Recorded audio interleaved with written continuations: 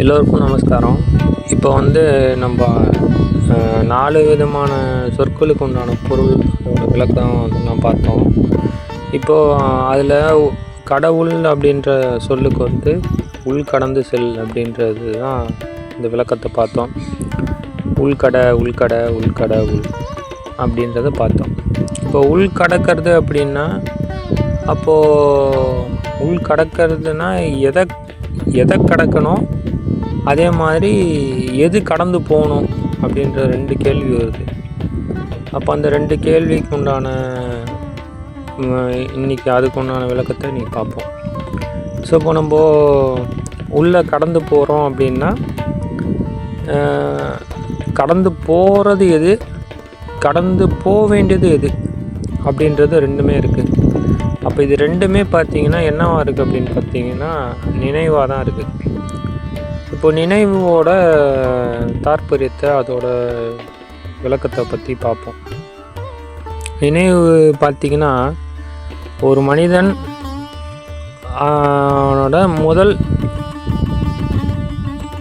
அழுகை, அந்த ஒரு பூமியில் இங்கே பிறந்து முதல் அழுகையில் இருந்து கடைசி நேரம் வரைக்கும் இது தொடர்ந்து வந்துக்கிட்டே இருக்குது.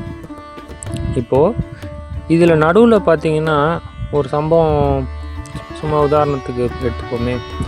ஒரு மனிதன் ஒரு தன்னோட மூக்கை பிடிச்சிக்கிட்டு தண்ணிக்குள்ளே முங்கும் போது ஒரு 5 நிமிஷம் தெரியாமல் ஒரு இதில் அங்கே உள்ளே சிக்கிக்கிறாப்புல. அப்போ திருப்பி எழுந்து வெளியில் அவர் கஷ்டப்பட்டு எல்லாம் காப்பாற்றி வெளியில் எடுத்துகிட்டு வச்சாங்கன்னா, அவருக்கு முதல்ல அங்கே என்ன மிஸ் ஆகுது அப்படின்னு பார்த்தீங்கன்னா, அவரோட நினைவு தான் மிஸ் ஆகுது. அவர் நினைவு இருக்கா பாரு அப்படின்றதான் சொல்லுவாங்க எல்லாருமே. அப்போ முதல்ல அங்கே என்ன தவறுது அப்படின்னு பார்த்தீங்கன்னா, நினைவு தான் தவறுது. அப்போது அந்த நினைவானது எப்பேற்பட்ட ஒரு ஆயுதம்னு பார்த்தீங்கன்னா, நீங்கள் என்னெல்லாம் நினைக்கிறீங்களோ அதெல்லாம் வாழ்க்கையில் கிடைக்கவும் செய்யுது.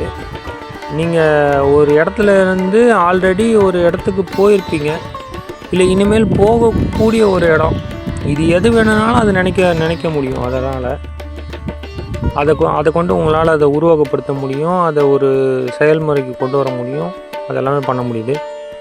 உங்களோட வாழ்க்கையில் நீங்கள் என்னெல்லாம் அடையணும்னு நினைக்கிறீங்களோ அதை உங்களால் உருவகப்படுத்தி யோசித்து அதை சந்தோஷம் பண்ண முடியுது, இல்லை துக்கப்பட முடியுது, என்ன வேணால் பண்ண முடியுது.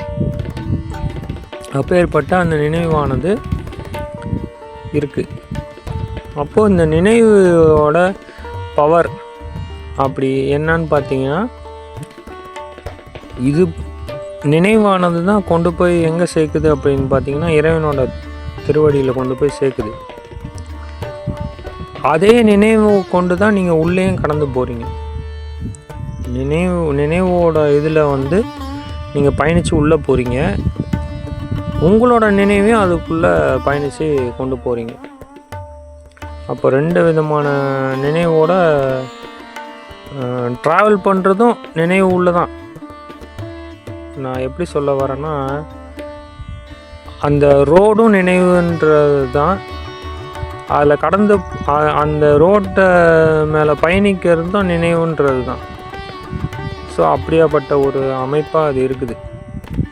இது எல்லாமே கண்ணால் நம்ம பார்க்கலை, அதனால் நமக்கு அது சொல்லும் போது கொஞ்சம் கடினமாக தெரியுது. இந்த கொஞ்சம் கொஞ்சமாக இதோட விளக்கத்தை பார்க்க உங்களுக்கு அது கொஞ்சம் எளிமையாகலாம் அப்படின்ற நம்பிக்கை எனக்கு இருக்குது. சரி, இதை அப்படியே தொடர்ந்து பயணிப்போம். அடுத்த ஒரு பதிவில் இன்னொன்று ஒரு விளக்கத்தை பார்ப்போம். நமஸ்காரம்.